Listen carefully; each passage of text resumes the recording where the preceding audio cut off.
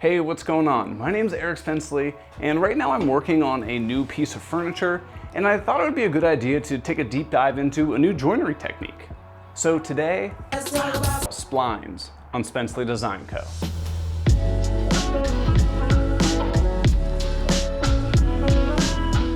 And yes, I finally got a haircut, but let's actually get into some woodworking. First off, why would you want to use a spline? Well, when you glue up miter joints, they're typically not that strong because it's effectively an end grain to end grain connection.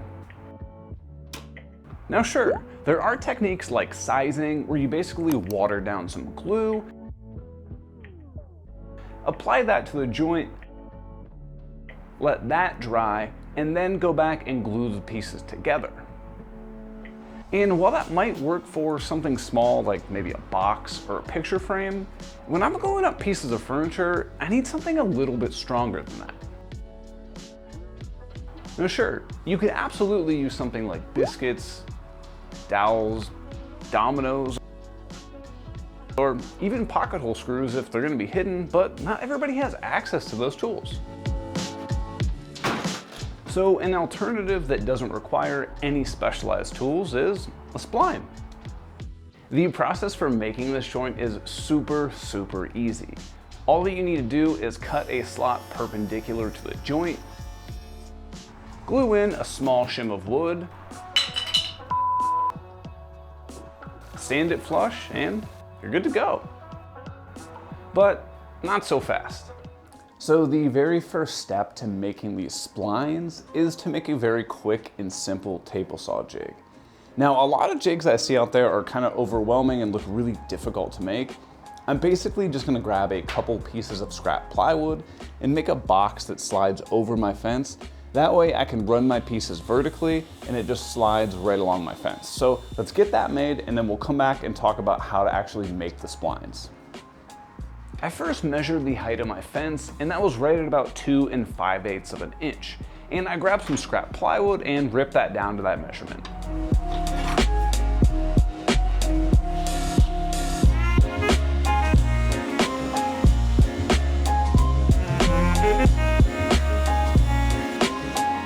Now, unlike most of my builds where I have full PDF plans for them, I'm actually not going to be making any specific plans for this jig.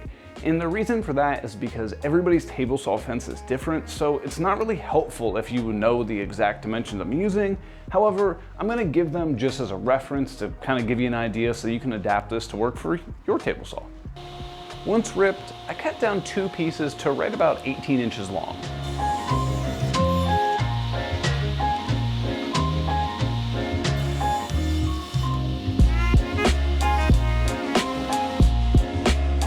These 2 pieces are going to make the sides of that box that will fit around my fence. With those 2 side pieces cut, I can now measure for the top piece, which turned out to be right around 4 3/4 of an inch.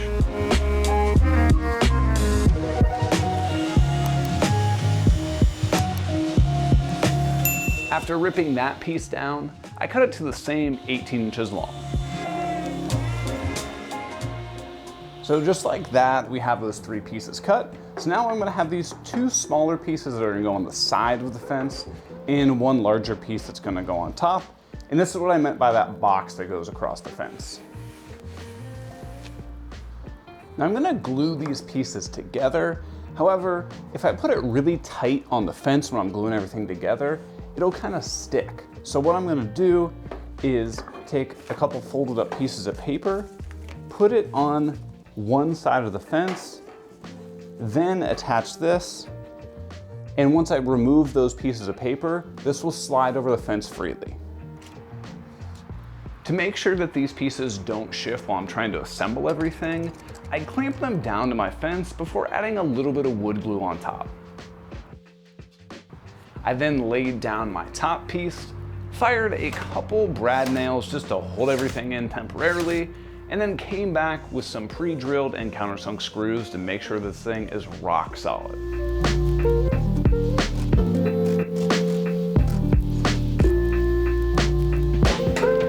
So now I can take these clamps off here, and you can see And once we remove the paper slips from the side, this thing easily slides over the fence.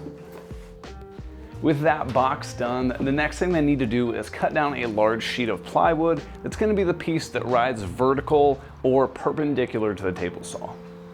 Now, unfortunately, I didn't have any large scrap pieces left, so I had to cut down this about 24 by 18 piece from a larger sheet of plywood, and I used my track saw to do that. I spread a little bit of glue on this vertical panel before lifting it up, pressing it against that box, clamping everything together, and firing a couple screws in.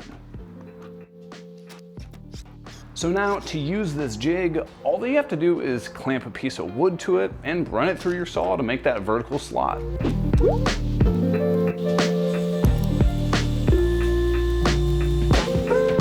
So as you can tell, this is super easy to make and it works great. However, I want to take this one step further, and this is definitely not a requirement, just something I want to try out to see if it makes things a little easier.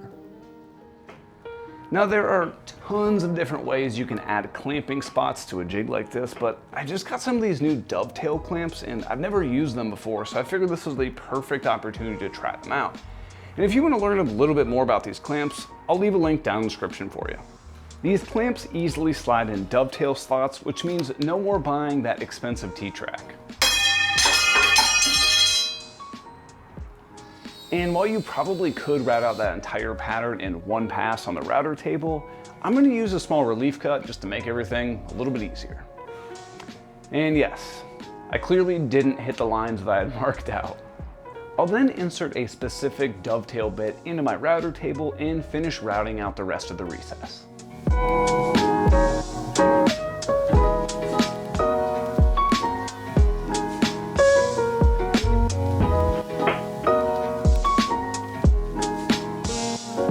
While I finish that, I want to take a second to thank Cody Wilson and the rest of my Patreon supporters for getting me one step closer to quitting my day job and taking this channel full time. Now, if you would like to help support the show, check out all the rewards that I have for you over on my Patreon page, including things like sweatshirts, stickers, and t-shirts. But as always, there's absolutely zero pressure. But apparently I put a lot of pressure on my router table fence, because as you can see, it slipped a little bit and the slot got screwed up, but oh well, I messed things up too. Now I can slide those dovetail clamps onto the jig and easily hold the piece in place.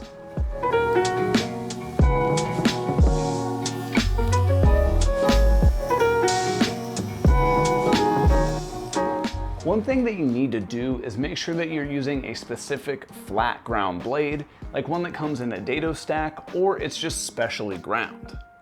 Now, most table saw blades don't actually have a flat bottom to them, and so when they cut through pieces, they actually leave a small ridge. And when you're trying to make splines, that's going to cause you some issues. Once that slot is cut, I switch back to my standard table saw blade and rip down a couple thin strips that will make up the spline.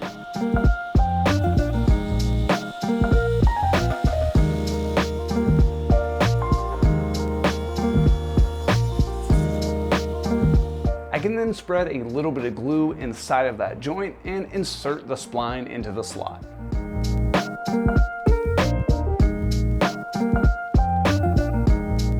Now, this is one area that I do want to expand on. You need to make sure that the grain on the spline is running across the joint like this. If you were to insert the spline with the grain of the wood going along the joint, it's just not going to be as strong. So to help illustrate that, let's look at an example. These are two identical pieces of hard maple, and the grain is running in this direction. If I were to try to break the piece perpendicular to the grain, it's pretty difficult. However, if I were to flip the piece 90 degrees, you can see it's really easy to break along the grain. So if you want the best outcome and the best strength from your joint, just make sure that the grain runs perpendicular to the joint face. Now, once that glue finally sets up, you're gonna have to trim off the excess. Now, the most basic way to do it would just be to sand it, but that's gonna take forever.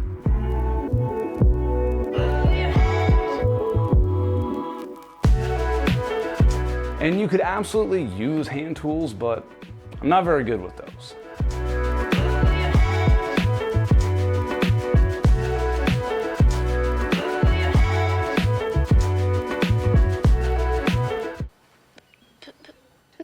Today, Junior?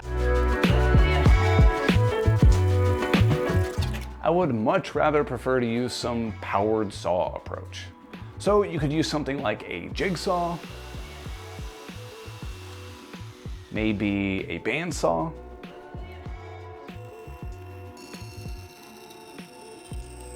or heck, you could get crazy and whip up a way to do it on the table saw. Then once that excess is cut off, just come back with a little bit of finish sanding to get that thing perfectly smooth. Then boom, you're all set. You've got yourself a spline joint. Seriously, that's it. Splines are a super easy method to dramatically increase the strength of your miter joints. Oh, hold on a second.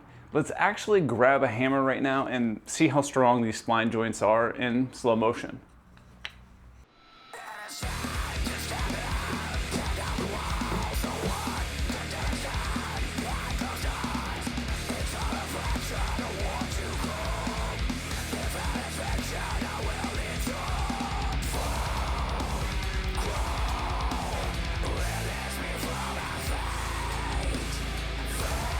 So after a couple test taps, I took full swings and it still took quite a few hits for these to break, but get back to what you're saying. Now, if you want them to be hidden, you can use the exact same species of wood and they're gonna blend in pretty well. However, if you want to add some dramatic effect, you can always use contrasting woods to really jazz up your design. So I really hope that helped you learn a little bit more about splines and how to make them. But if you'll excuse me, I gotta get back to working on my next furniture project that'll be out here on YouTube in about a week or so. So see you on the next one.